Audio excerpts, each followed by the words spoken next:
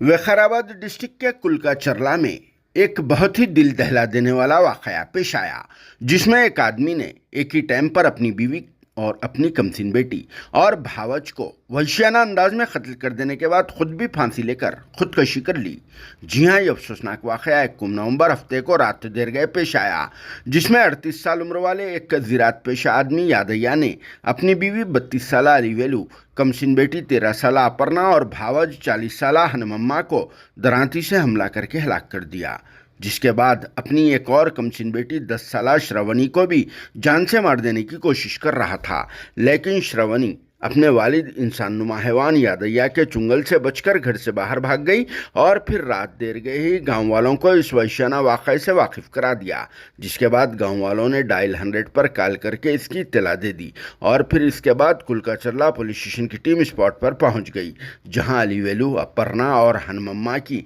लाशें खून से लथपथ हालत में पाई गई, जबकि यादయ్య की लाश छत से लटकी हुई देखी गई। जिसके बाद वक़ाराबाद डिस्ट्रिक्ट के एसपी नारायण रेड्डी और पुलिस के दूसरे अहदेदारों ने स्पॉट पहुंचकर यहां का तफसीली मुआयना किया और फिर इस सिलसिले में केस बुक करके तहक़ीक़ात का आगाज़ करते हुए तमाम लाशों को पोस्टमार्टम के लिए सरकारी दवाखाना मुंतकिल कर दिया, जहां पुलिस को इन्वेस्टिगेशन के दौरान ये मालूम हुआ है कि यादయ్య और उसकी बीवी अलीवेलू के बीच में गुज़िश्ता कुछ वक्त से घरेलू मामलात को लेकर झगड़े चल रहे थे, क्योंकि यादయ్య शराब पीने का आदी है और वह रोज़ नशे की हालत में आकर अपनी बीवी को मारपीट किया करता था, जिसकी वजह से कुछ दिन पहले पंचायत भी बिठाई गई थी, जिसमें यादయ్య को पाबंद कर दिया गया था, मगर वो इसके बावजूद अपनी हरकत से बाज नहीं आ रहा था। इसी वजह से यादయ్య अपनी बीवी से इंतकाम लेने की गर्ज से इसे दराती से हमला करके हलाक कर रहा था। तभी इसकी भावज हनमम्मा इसे बचाने के लिए यहाँ पर पहुँच गई और फिर मुदाखलत करते हुए अलीवेली की जान को बचा रही थी,